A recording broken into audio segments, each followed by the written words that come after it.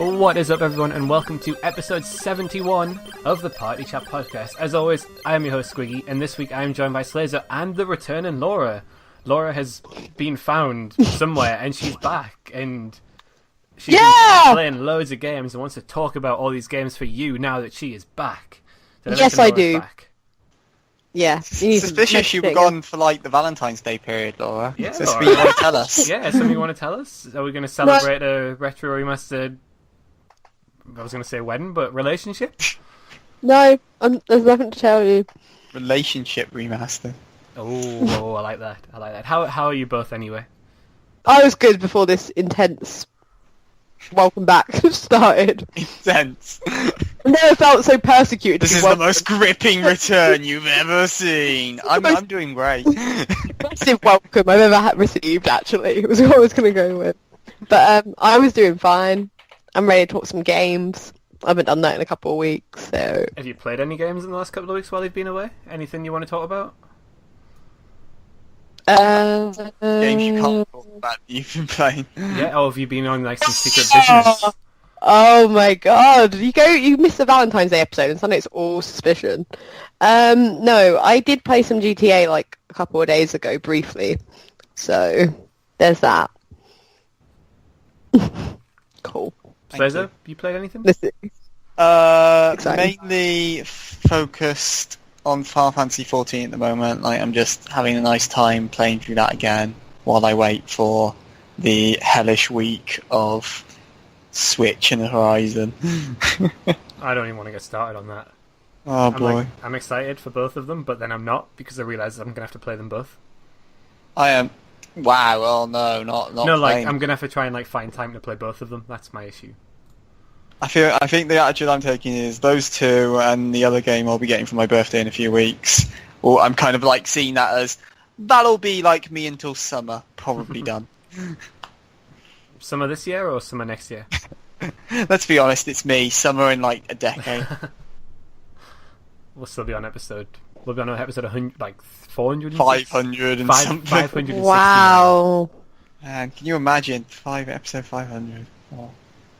I can't right now. I can't. No, I can't. I'm trying to. But no, I've just been playing Call of Duty this week, still. I'm just obsessed with playing multiplayer. That's literally all I do now. Multiplayer Call of Duty. But I started playing a bit of hardcore Call of Duty. You know hardcore, you can, like, team kill. Yeah. Oh, this is how it begins. Have you made enemies? Maybe. You made enemies? Yeah, you definitely. No, so what happened? Because on Modern Warfare... Here comes the excuse. It's not an excuse, but I was lining up a shot for some guy on the other team, going to take him out. It was Search and Destroy hardcore. And this guy just runs in front of my shot, so I take him out. Don't kill the guy on the other team. Get killed by him. And yeah, it was quite quiet in the lobby after that. That's all I'm going to say. But I keep forgetting, like, hardcore because I have martyrdom on as well. You know, where you drop a grenade when you die. Forgot about that. That went quite well as well. I got killed by my friend's martyrdom. Aren't there, like, no grenade notices in hardcore as well? Yeah, there's no grenade notices either, yeah. Ah. Yeah. The amount of times I've been killed by a grenade, I see the grenade fly over my head, think, oh, it's well away from us, because there's no grenade marker, and then I blow up because I'm right on top of it. Yeah. Play normal core. No hardcore, normal core. That's my advice. But anyway, this is the Party Chat Podcast, and we are brought to you every Wednesday by Retro Remastered. You can find us on iTunes and all other podcasting services, and we also post 9 AM at retroremastered.com, and a little bit of time after that at our YouTube site, which you can just search Retro Remastered on YouTube and you'll find us. I am getting very good at posting on time now. You are. It's genuinely impressive. Like, I'm actually proud of you. I'm in the zone. This is where this week I'm just going to completely forget, and it's going to go live on, like, Friday. But I'm sure you'll remind me one way or another. But yeah, no, it's getting better. But yeah, find us on all those places, and obviously you can find us on Twitter at Retro Remastered. Facebook is just Retro Remastered. Laura knows the Tumblr, which is The Retro Remastered. Thanks, Laura. And is there anything else I'm forgetting? No, because we don't have an Instagram, but I might get us an Instagram. Okay, you do that. Because of him. You do that. I'm going to Instagram us not playing games. Yeah. So we'll jump straight into the news. This week I have 1, 2, 3, 4, 5, 6, 7, 8. 8. I've got 8 items on my list, which is a lot more than normal, which is quite weird. There's actually news happening. First one is that Portal writer... That sounded really Geordie, that. Portal writer Eric Walpole has left Valve. He was famous for writing Portal, Portal 2, Left 4 Dead, Half-Life 2 Episodes 1 and 2, and he used to work on Psychonauts at Double Fine. And apparently now he's gone back to Double Fine to work on Psychonauts 2, I believe. I mean, that's good for him if he is working on Psychonauts 2, because I mean, what were Valve using him for? Well, that's the thing, like, when you see these people leaving, it makes you wonder, are Valve actually ever going to create a game again? I know they've said there's 3 mysterious VR games, but do you know what I mean? Like, are there going to be any... There is going to be, like, a proper new game from Valve in the future, but, yeah, it's... I don't blame the guy for bailing out of them for now, because they're not really creatively outputting much at the moment. Yeah, which is... It's weird, especially when you consider all the stuff that they had put out, like, you know, like, ages ago, like, when he was probably at the peak of his writing. Yeah. And then since then, it's just been, well, has there been anything?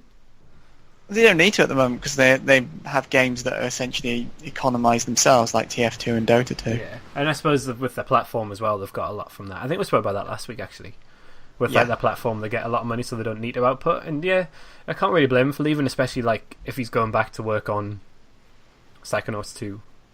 And then I'm sure they'll probably release another game as well, which he'll work on. So no, it's quite good for him. Next on my list is that Dirt Rally came out. When did Dirt Rally come out? It was a while ago, I think. I was going to say a month. I didn't think it was that long. Was it longer than that? Am I thinking of a different game? It came out over a year ago. Wow, I'm thinking of a different game. Actually, is this just less than a year ago? Yeah, sorry. Okay, I'm thinking of a different game. Yeah, you are. Yeah, so basically, this came out just under a year ago, and the VR update is now available on the PlayStation Store. It's $9.99. You can also buy the VR in a bundle with the full game for £40 if you don't already have it. But for £10, it's not too bad. VR adds a co-driver mode, so basically a second driver who doesn't have the headset can issue instructions, which is quite weird. I don't really get that. I think it's so like, do you know when you play like exactly like how you drive a real rally car? That's what I mean. That's what I think it's like, but I don't get how it works. If that makes sense. You have a very clear map on the screen, presumably, and then the person in the car has the car. But do they just press a button or stuff like that? I'm assuming they do. To what?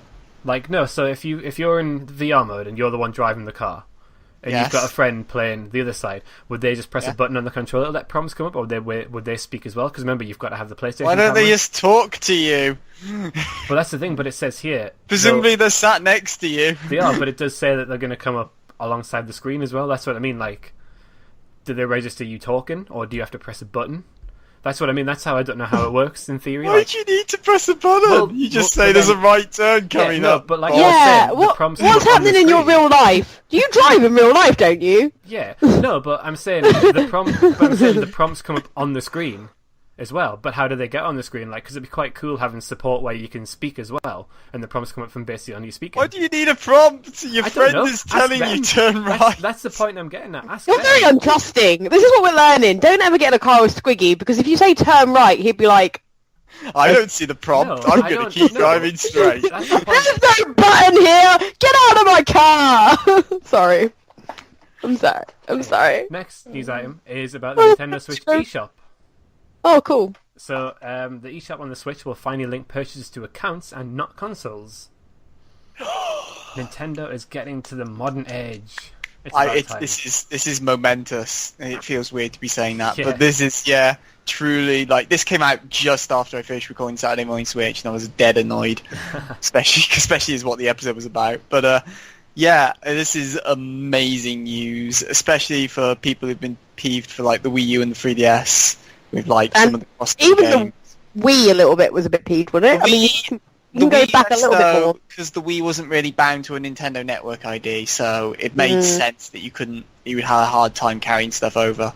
But like with the 3DS and Wii U, which are both bound to, like, for example, my Nintendo Network ID of Slazo King, I can't do a lot of stuff between them. Like, they don't share friends lists. They don't.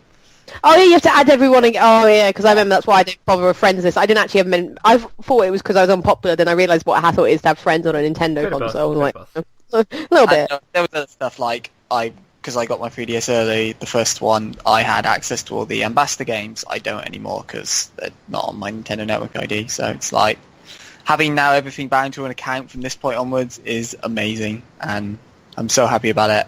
I just hope that they'll retroactively put in like your Wii U and 3DS purchases as well. It's a weird thing to celebrate because it kind of feels like a celebrating of something that you expect at this point. Yes. I know that sounds really weird. Like, we're super happy and it's like well done for doing it, but then it's kind of like, yeah, cool, nice. It's Do you know what? Nintendo slowly getting with the program when it comes to online. Yeah, it's kind of like when you compliment a child when they do a painting, just because they, it's not work. That sounds really bad on my part, but no, you compliment them for being creative, Laura. In that case, yeah, but you're like, oh yeah, Jimmy, that totally looks like a giraffe, and you think it's a rock, and he's like, oh, woo, that's that sort of compliment. I've made it weird, I'm sorry. Learned is that if Laura compliments your child, she's probably being If Laura's talking to your child, what is happening? I know a lot of people with babies are not... It'd be a bit weird. Hello, baby. Especially when they talk back. Yeah! And I'm like, oh no, they've... Thank you, good lady. they've outsmarted me already. Oh no. Sorry. Nintendo. But yeah, no, this is... dystopian take on society. But this is good news for Nintendo and obviously Switch owners and stuff. I mean, it's a bit late, but it's finally good to see Nintendo are, like you said, getting on board. Yep. And I wonder if they will link back all the other stuff, but I'm not going to hold my breath because it is Nintendo. But actually, while we are talking about Switch, did you see the video of like the person who got it 2 weeks early and was showing the user interface? That's where this came from, I think. It's well. it's where the story came from, but like it just looks really slick, and I'm really happy about that. I think I saw an article earlier about the person that had a Nintendo Switch early but had no games, because that cracked me up. Like, you get it early and you're like, best story I've ever heard. Buy games with your Nintendo Switch, people. Good advice. Yeah, but maybe you didn't get delivered together. That's why you got it early. No, they didn't know. They haven't got any on order. They okay. just requested the console and then didn't really... Well, yeah. Cool. I'm sure you can buy something off the eShop. Soon. It's out soon properly, so... You can just wait. It's fine. 12 days. 12 days. As we record this. So like 9 days when this comes out. And it feels weird how like quick it's come Close. around. Yeah. Because I was thinking this, I was like, oh, there's still ages to go, and then you see the thing less than 2 weeks until Zelda launches, and I'm like, what? Yeah. It's mad. I mean, I'm literally just writing up like next Saturday morning Switch script, and it's like that one was like less than 1 week at that point, and I'm like, Jesus Christ. It's just where weird, does it go? It's just weird. Honestly, I don't know where the time's gone. Like, it's one of the fastest turnarounds from like proper announced to console coming out. Yeah. Which makes sense considering this thing's been kind of like Nintendo really held off on splurging all the details about this. But yeah, but that's the thing. There's still some details that I want to know more about. Virtual Console, cough. Yeah, Virtual Console.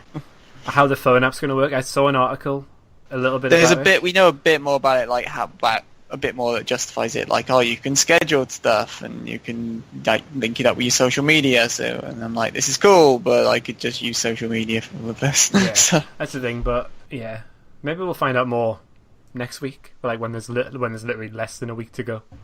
Hopefully. And if not, the podcast after that means Liz will take you through it all. We'll definitely know we'll have the podcast after that, because we'll own them. Yeah, we'll take you through it all. Everything. Yep. Next item on the list is to do with Pokemon Go. So Pokemon Go, that big thing last summer, it died out a little bit. It's still popular in America, I think, but not as popular over here from what I've gathered. I mean, I don't walk around parks and see 100 people walking around with their phones anymore. Yeah, no, I don't, yeah. So there's been a new update for the game. It came out, I think it just came out, I just got the notification on my phone. It's rolled out over this week. Yeah, I got the notification this morning.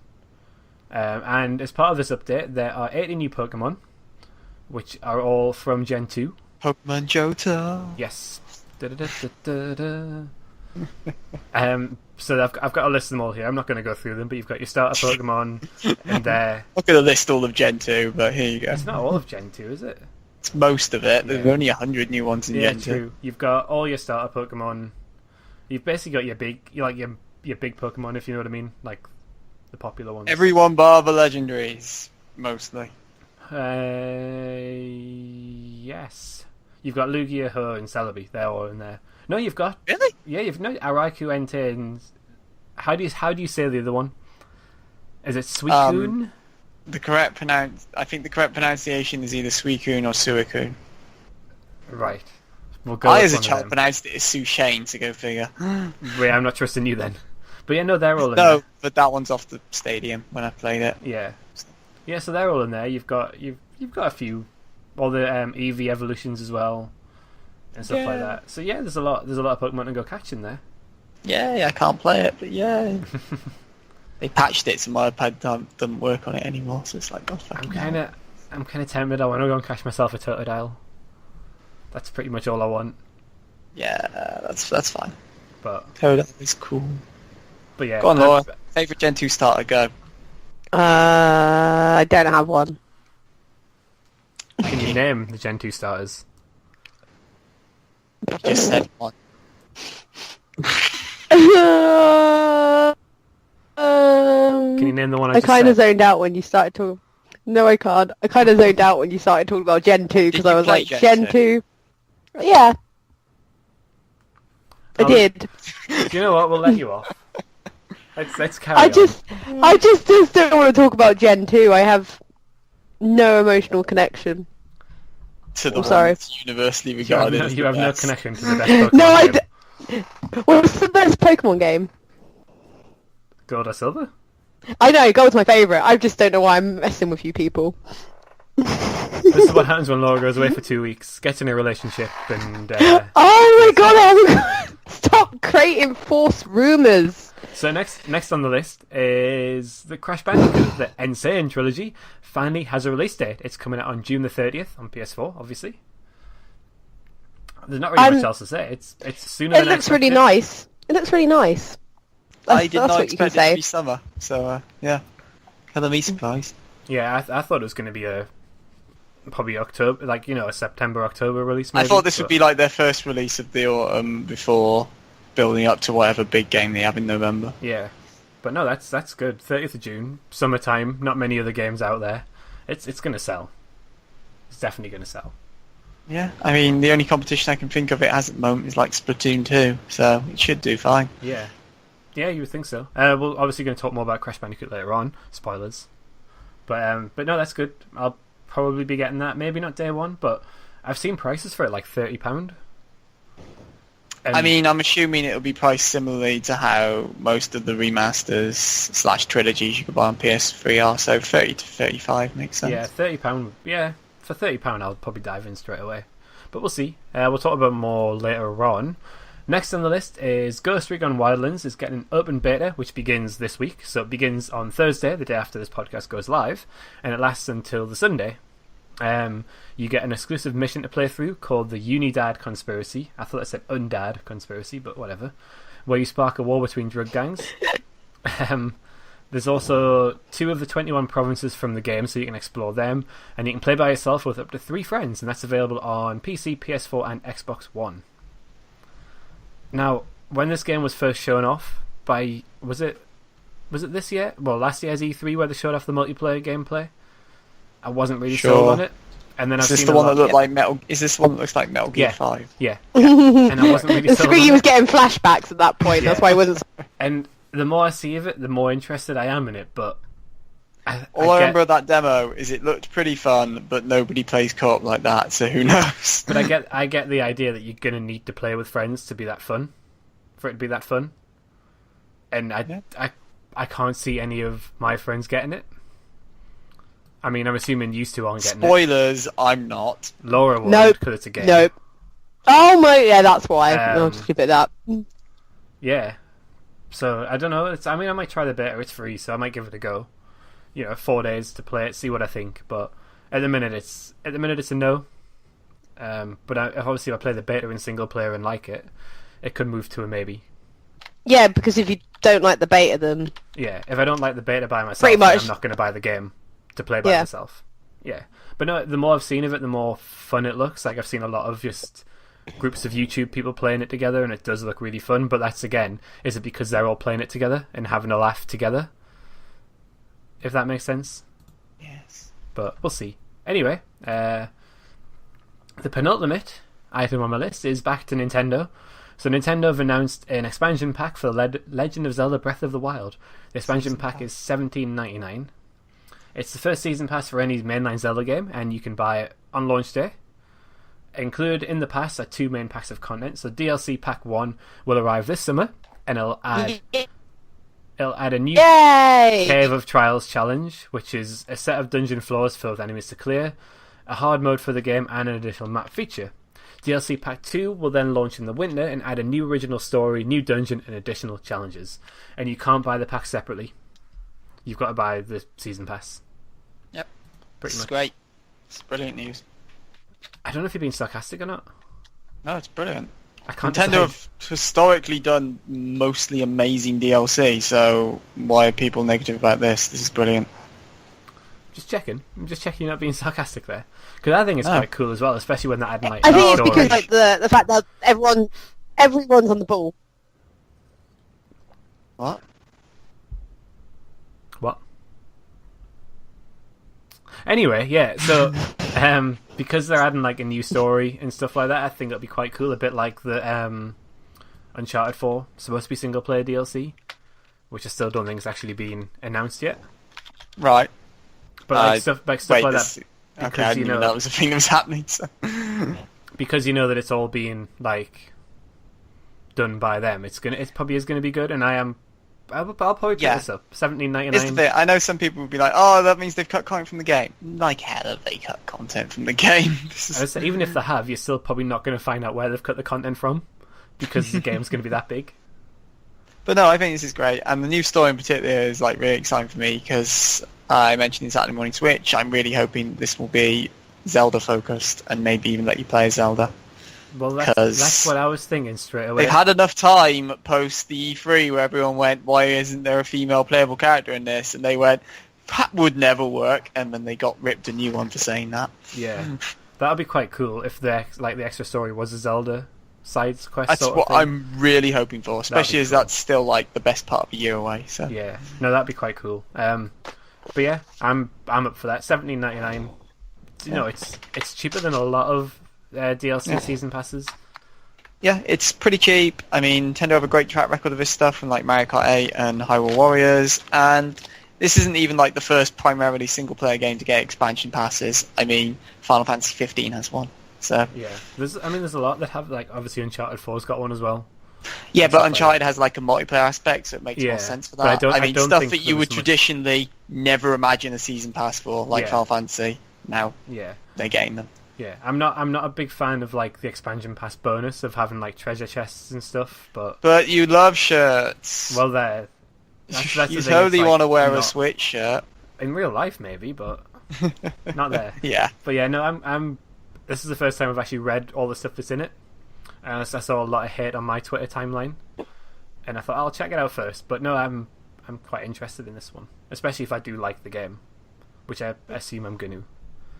You'd hope I would, considering I like Zelda. I mean, yeah, it's more shocking if I started liking the game and it'd be like, "Whoa, Zelda, what are you doing?" Yeah, true. I'd be like, "Laura, when did you buy a Switch?" Laura, what are you doing? Get out of my house! Would be more likely what happened. Done that one before. But anyway, moving on. Move on. So, Slazo brought this one to my attention that, well, by the time this podcast goes live, the time will have run out on the Humble Bundle. Oh, right. The Freedom Bundle. But I just thought you should all know how good it was. Hey, I bought it day one. To be fair, for what you get, $30, I think. You get The Witness, Stardew Valley, Day of the Tentacle, Super Meat Boy, Octodad. I'm just going through a few of the games that jump out to me. The Stanley Parable. So there's any other choice ones out of there that you like? You would ask me to do this off the top of my head. If I had the list to hand, then I would totally tell you that's not it. Humble, God damn it. The System Shock pack. There's System Shocks in there. No Time to Explain. Both versions of Guacamelee are in there for some reason. Yeah, so that's the thing. There's quite a lot of games there. I mean, Obviously, it'll be done by the time this podcast goes live, but it's quite a good one that they've done. There's a lot of stuff in there, and Yes. I wonder if this means they're going to do more like this. No. No, is this just like a special one? Because I think this is just because, like, the theme of the being the Freedom Bundle and being the whole political stance that it is, then yeah, this is more a special, like, everyone can rally around this, as opposed to a standard. But as of now, it's been purchased 188,000 times, and it has made over $6 million. Yep. Which is... And I'm very happy about that, so. Which is very good. That is very good. So that is our news roundup for the week. Let's have a look at games coming out this week. There's 2 on my list. Halo Wars 2 is coming out again. So last week was the Ultimate Edition, the one where you pay, I think it's £65. So you pay more. You get the game 4 days early, and I think you get the season pass as well. I think. This one is just the standard release. So if you didn't want to pay all that money, you can buy Halo Wars 2 now. I think it came out on the Tuesday, so it'll be out the day before this podcast goes live. And the other game on the list is Berserk and the Band of the Hawk, which is out on the PS4. Yes, it is a Berserk game. I know nothing about it, but I think it's kind of a Muso-style game where you have lots of enemies to fight. Yeah, I'm just reading... the Berserk universe? I don't know. Yeah, I'm reading the description. So Berserk and the Band of the Hawk is based on the well-renowned series Berserk by Kentaro Miura. Did I say that right? Close enough. Yeah, we'll go with it. And blends a signature 1 vs 1000 style action from the long-running Warriors franchise with the grim and gruesome atmosphere of Berserk. So yeah, it is. It's Berserk Muso. Yeah, Dynasty Warriors Berserk. Yep. Yeah. There's not much more to say. Is there any other like indie games? There is one other game that you missed, and Psychonauts in the Rhombus of Ruin, or Psychonauts VR, as some people have called it, is also coming out, and that should be out is that now. out Actually, as we do this podcast, yeah. I didn't even realize that was out this week. Oh. Yeah, so it's a VR game, so if you haven't got a VR headset, you're boned. But it's to bridge the gap between the first game and the sequel coming out this year or next year, I'm not sure when. And yeah, it's only on PS4, and you need the VR, so I hope you're made of money if you want to play that. I have a VR. You do, you can play it for us, Squiggy. Play through YouTube. Maybe. Someone want to buy it. Yes, you do. We'll see. Anyway, so that's news and releases. So before we move on to the topic of the week, some plugs. Slazo, plug your video away. Oh, thank you. I mean, I've mentioned it like several times already. But yes, Saturday morning, Switch. Oh yeah, 6 episodes now. This week I talk all about the online services of the console, including like the paid stuff, like Nintendo's equivalent of Games with Gold and Instant Games Library, stuff like that. I also talk about the multiplayer aspects, Virtual Console, downloadable content, and the Zelda Season Pass, as it was the topic at the moment, and I didn't cover it in last week's Zelda video. So yeah, there's that, and then this week's episode will be a launch day buyer's guide, everything you need to know, considering the Switch is almost upon us right now. So there you go, Saturday morning Switch, check it out. Yes, do that. There'll be an article going up from Daniel. There will be another Dan article going up at some point. And I can't remember what it's about. It's it's first impressions of Disc Jam Beta. You're going to have to elaborate more on that for me. I don't know anything about the game. I haven't got round to reading it myself yet. Not gonna lie, I've never heard of Disc Jam Beta either, so, but hey, there you go. Be educated, guys! It'll be an educating experience for all of us. It's alright, I found it here. I found it. Sweet. Let's what have is a quick... The website's very slow. The website is very, very slow. Disc Jam. I'll get on it. A fast-paced action sports game that pits 2 to 4 players against each other in a frantic combination of air hockey and tennis.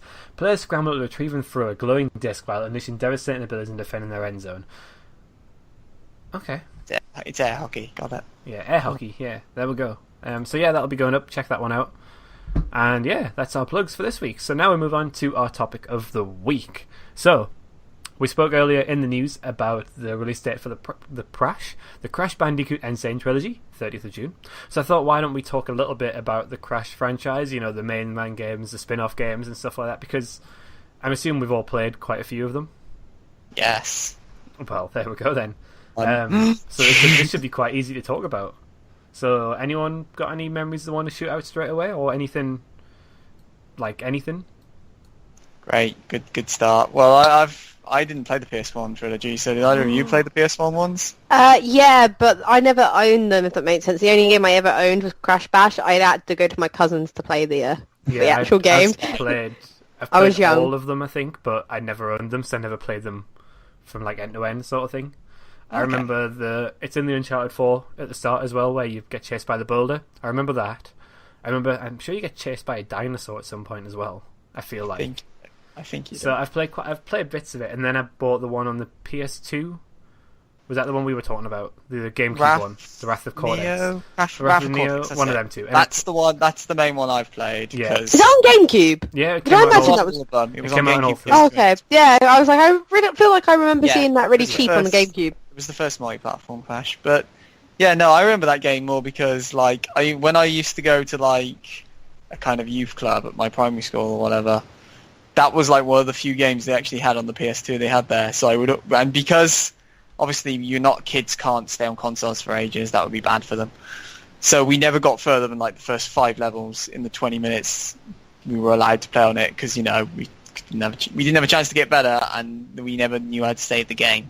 So that never happened. So it wasn't until I got it on GameCube like a year later that I was actually able to play for it all myself. And I had really good fun playing that game.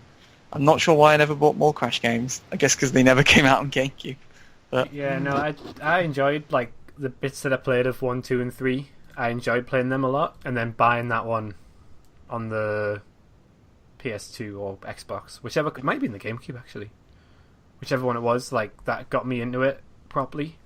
And then I started playing a bit more of them. Like I played the spin-off titles, Crash Bash, Crash Team Racing. I think I have Crash Team Racing on the PS3. I think I downloaded it on there, the PS1 Classic. And they're just so much fun. Like a lot of people. I suppose we should really talk about Crash Bash in more detail then, because We'll talk about that. Oh, yeah. okay. But it's like it's one of those things where you have like you've got your Marios, you've got Spyro, and you've got Crash, and it seems like obviously Mario gets all these games every time, but Crash, like, it took a massive break, and a lot of people missed it, but a lot of people don't actually like the games, if that makes sense. They miss more of the idea of it.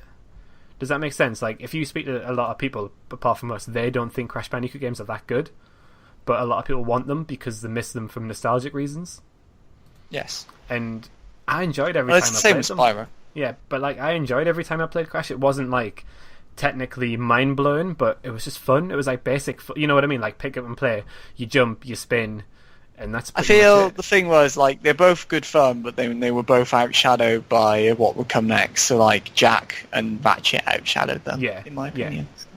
Yeah, but it was one of those like franchises that you there's not really a bad entry apart from I think one of the...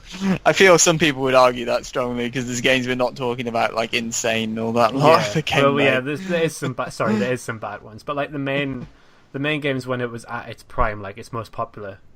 When it was a Naughty Dog franchise and not just a generic Activision franchise. And then like the spin-offs as well, like they went Mario Party style with Crash Bash, which we've all had experience of playing, and I bloody loved Crash Bash.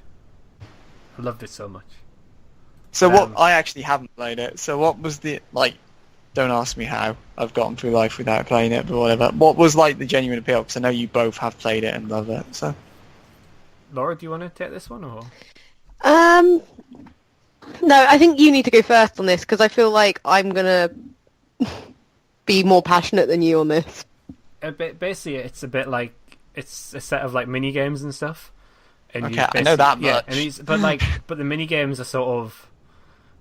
It's weird. Like, do you know how Mario Party? You've got like, I can't really explain. You've got mini games where you're competing with each other, but you're only competing to get to somewhere first. Like this one where like, there's one of them where you've got to knock people off the ice rink level, which is hilarious. I remember playing that so much. To put it in perspective, that level was then ripped off by a Mario Party game. Yeah, I'm not even joking. Like Mario Party 7 went and ripped it off. It's just hilarious. Like you're on the Mario ice. Party 7. I think it was 7 that ripped it off. The GameCube one. What? Yeah, there was no... There were ice rink games in Mario Party 1 and 2. No, this is Act 1, this actual mode in the game, not just ice rinks. Easy. Okay. Easy. Yeah, Trust me on this, Slazo. It was hilarious playing it, and like all the mini games, like they were just different to Mario Party. It was something completely different, and it was just so much fun. Like, it doesn't get good reviews, but I had more fun playing. It doesn't get good reviews. It's like the most praised Crash game I know of. Is it? No, but is it praised by people or critics? So I'm pretty sure I'm with Squiggy on this. That critically it was slammed, but people loved it. Yeah, like some of them, like IGN IGN says the game was unoriginal and shallow and stuff like that. But no, I really enjoyed it. It's sort of, you would have like those sort of mini games. Then there was one where I think you had to hop around the stage and try and bomb each other when you're on pogo sticks. And there's a thing for it. It's just hilarious. It's so much fun. It's kind of like if WarioWare and Mario Party had a baby. Yeah. I feel. Did you ever play Bishi Bashi Special? Yeah. I love how you just said that with not even flinch. Bishi Bashi Special. It's a bit like some of the mini games from that, where they're just hilarious and you just have a good time playing them. And I really enjoyed it. I think at the end of the day, it might not have been I think I own it on. I think it's on backwards compatibility on PS3, and I think I own it. I feel like I do. I'm scared, but I might. But it's one of those things where it might not look pretty, and it might be it's really boring by yourself. But group of people, boom, done. I can actually put away the Nintendo console for once and have a PlayStation out was always the rule with it, which is, I can't say that about other games. Yeah, but no, it was just good fun. Like, it was basically like a party game, but it just seemed a lot more fun than a Mario Party game. Like, I don't know. I think it was more aggressive. No, this sounds weird. Not aggressive. Aggressive's not what I mean. Like, weirdly competitive. I feel like Mario Party is like the Monopoly in this thing. You know how it takes so long to do a proper game, and you really have to do the long version of Mario Party to fully get it with the whole board games, and then it's the luck of the mini games you get. Whereas Crash Bash, I reckon you could probably play for like half an hour, and be like, I had fun today. Yeah. So okay. I feel that's where the difference is. So it was more fast-paced. Yeah, more fast-paced, more pick up and play, more... I don't feel like I've got to see this board game through. I just like the actual mini-game of it. It's not... Okay. Like, Mario Party, you're kind of committed to, like, you know, finish the whole game and see who wins overall, because it's like an overall thing, rather than, I've won that mini-game, victory is mine, and then you move on. But yeah, no, I enjoyed it. Crash Bash is my favourite Crash Bandicoot game, I think. And it's obviously not... Well, I was saying that Crash Team Racing as well. Have we all played Crash Team Racing? I have played that one, yes. Crash Team Racing. I love Crash Team Racing. Well. I thought it was alright. I mean, it was better than Mario Kart 64, which was going up against. Oh, I can't believe you just said that. I can. Mario Kart 64. It's the exact same comparison. Mario Kart 64 was slow as hell, whereas Crash Team Racing wasn't, so... I loved Mario Kart 64. I can't believe you just said that. You could have fallen asleep in the time it took you to race a track in that game. Well, especially if it's Rainbow Road, but that's not the point. I loved Mario Kart 64. Oh, well. No pain for taste. I get what you mean, though, but I preferred Mario Kart 64 to Crash Team Racing, but I still loved Crash Team Racing as well. Like, I just thought that was just so much fun to play. But I didn't really play much... Well, I played more multiplayer with my friends on Crash Team Racing, but I used to play my dad on Mario Kart 64, which was quite fun as well. But no, Crash Team Racing was really good. Like, your battle modes and everything like that, where you could get... Was it rockets you could get? Yeah. It was just... Yes. Yeah. No, that was good fun as well. But there's been a lot of spin-offs, but I don't think I've actually played any of them. Like, there's been Nitro Kart. There was a second one, but I didn't play the second one, and I don't think there was anything else. There was Nitro Kart, which came out on the rubbish consoles, whatever they are. On the rubbish consoles. Consoles and Game Boy. I don't know what consoles it came out on. Oh, sorry, it came out on the alright consoles. My bad. It came out on the N-Gage as well. We don't talk about the N-Gage. And then there was Tag Team Racing, which came out on PS2, Xbox, GameCube, and PSP, which I never played. I didn't play Tag Team Racing because that one just looked like, hey, look, Double Dash. Let's just copy that. Yeah, but no. I think Crash has got... I'm glad there's a remake of all these coming, because I think a lot of the younger generation of gamers, I think they need to play a Crash Bandicoot game. Yeah, I'm not so sure. But I don't know how dated it's going to be. Like, I think you need to play it to say you've played a Crash Bandicoot game. It's one of the... Do you know what I mean? It's one of those games where I think everyone has to play it at least once, just to say they've played one. But I'd sooner recommend people Jack. Whether they've aged or not is another matter. I think the aging well is where you... Aging well is something you can't really determined just yet. Yeah. Yeah. Well, I mean, you can if you go play it, but I feel like when you're just thinking in your mind, because I think the memories, nostalgia factor is definitely something with this series. Yeah. I think I remember playing 'Cause- I remember playing Warped, actually, and that had...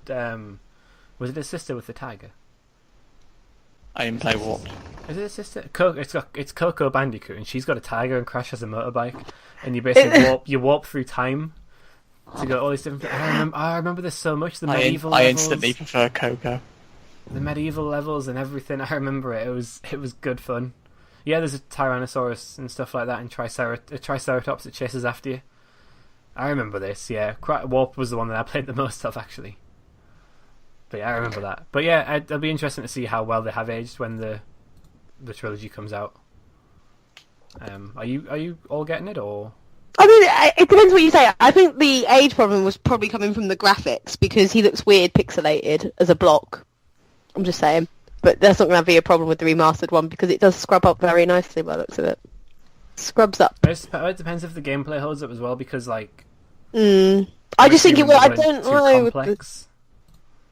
They probably weren't too complex, actually. I mean, yeah, you did play them as a kid, though, so they're kind of ideal. It might just bring in a new generation of fans. Yeah. I think older fans will play it for the nostalgia reasons and be like, oh, I didn't remember it being this easy. And then young fans can be like, oh, I love this game. Give me more, give me more.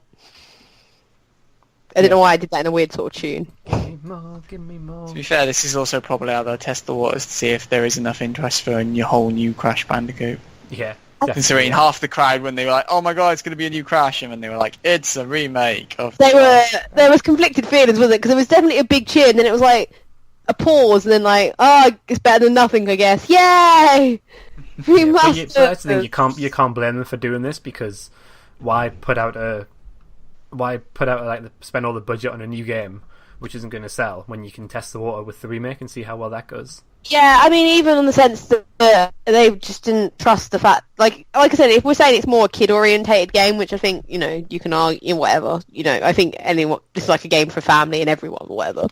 But it's a good way just to get people to tiptoe into the series without having to do a new game that explains everything, because you'd be like, well, the remaster explains who Crash is quite well. Yeah. Do you care who Crash is? Like, I care who is was Crash. story a big thing in these games? Well, I mean, not really, but you like to, as a game, I think more as time has gone on and games have got better, I do think people want that more. I mean, I feel like when people wasn't it you who reviewed Ratchet and Clank and was like annoyed they didn't introduce how they were friends in the remake?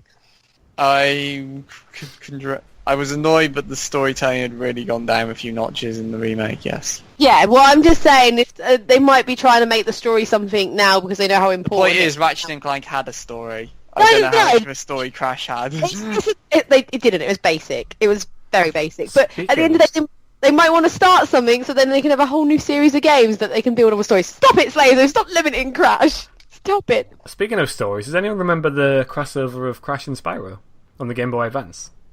There was a crossover. There was a crossover. So there was Crash Bandicoot Purple, Ripto's Rampage, and Spyro Orange, the Cortex Conspiracy. So basically it was like crossovers where... So the Cortex Conspiracy. They're awful names. They didn't review These very sound well. horrific. These sound awfully like ROM hacks. I do remember them. No, that's the thing, these are actual real games and everything. Wow. And I feel like... I can't remember how it is, but I feel like it's that Crash has to stop the Spyro enemy, and Spyro has to stop Cortex. I think. Right. I'm not 100% certain on it, but yeah, it's quite weird, and you could like use your Game Boy link cable and stuff to play the games together. A bit like the Zelda game that was on the Game Boy Advance, where you link them up and you play multiplayer that way. Four Swords Adventure. Yeah, it was Four Swords. Yeah, a bit like that, but yeah. I don't really know anything else, but I just saw that and I was like, I remember those games coming out. I never bought them, but I remember them coming out. Yeah, man, I remember fighting Crash and Spyro in Sony PlayStation All-Stars Battle Royale. Oh, wait. I remember that. No, I don't. Jokes, mad jokes. I remember being the Big Daddy. I bet you do. Sorry. Oh, don't. Don't. But yeah, no. Bad memories. But yeah, just to finish off, are we getting the trilogy? When it goes cheap. Nope. Just me then. Like, Just me. I mean, I'm getting it when it goes cheap. I just, because I've played them before, like I said, I'm not overly thing, but it's more the fact that there's lots of, if I'm going to buy a game, I'm very limited. I want to buy something completely new, so I don't day one remasters, unless it's like, I don't know, Saints Row. Or Mass Effect. If they did Mass Effect, I'd probably day one that, but that's not the point. Anything but that, I'm not day one in. Fair enough. Fair enough. That's not a you, Crash. It's not a you. So now we move on to our top 50. So you may be a regular listener of this podcast, and you may be thinking, well, they did the top 50 a while ago, and they filled that top 50. We did. But now what we're going to do, well, what we want to do is we want to try and nominate games to be kicked out of the top 50 and replaced with another game when we see fit. So this won't happen all the time. Slazo this week has a game he wants to kick out the top 50. I think we all know what it is after he spoke about it many times. And if he throws a curveball right here, I am not going to be happy. Well, I hope he throws the curveball, because he's going to break my heart otherwise. Take it away, Slazo. It's your time to shine. I'm not going to lie, like, I did look over the entire list earlier going, is there another game I can kick out? Oh, is there any other game I can kick out? And the sad truth is, no, there is no other game. Well, there are other games I can kick out, but there is one distinctly out of place game now that I've gotten rid of the other distinctly out of place game, and that is Heavy Rain, one of the most derided storytelling experiences in gaming that Laura some reason thinks is good, and it wasn't. I've never met anyone who thinks Heavy Rain is good except Laura. And Mike. And do you not know Mike? No. So, okay. Cool. He literally is on this podcast sometimes, just saying. Like once in the blue moon, maybe. Love you, Mike. But yeah, no, Heavy Rain's garbage. Like, it's not a good storytelling game. It's not even the best storytelling game from the same company who would go Prophecy, depending on where you live, which was an interesting storytelling experience. In terms of, like, actual narrative in video games, there are way better narrative-focused video games. There's, like, your Quantum Break, for example, I would say... Don't try and kiss my... It's done. It's done. Don't stab the knife through my heart and then be like, oh, is that okay for you? No. A bunch of visual novels that are more interesting storytelling than Heavy Rain. And, I mean, I've not played Beyond Two Souls, so I have no idea if that one's... Yeah, that's critically slammed to be worse than Heavy Rain, so if you're slamming Heavy Rain... Yeah. But the point is, like, Heavy Rain is not, like, a well-received thing. I've had people who I know review games for a living call it one of the worst experiences they've ever been through. Yeah, and it's not that technically sound a game either, and that's great. GTA 5 got all those awards as well, Laura. But you want to point out it's BAFTA award-winning Heavy Rain. One awards, and then everyone went, it's shite. So just like GTA 4, and GTA 4 isn't on this list, so why should Heavy Rain be? The point is, there are way better storytelling experiences you can put on the list that people do agree is great. So why have Heavy Rain on there when we could put something else on there? I hate you. That's a good argument, Slazo. I know I voted it yes because I did think Heavy Rain was a good storytelling experience, like for what it did. But I probably do agree with you that there are better ones out there. Have you got any suggestions of better ones? I mean, I suggested Quantum Break. Yeah, I wouldn't suggest that. You said critically accepted, like I'm in the rare little group of Quantum Break fans. I wouldn't start bandwagoning on that. I mean, off the top of my head, a game that in recent times has done pretty good for storytelling. I mean, there's something like The Walking Dead. Oh god, he didn't do that. No, he didn't. Oh. To be fair as well, like Heavy Rain did get good reviews from critics. But I think again that was at the time.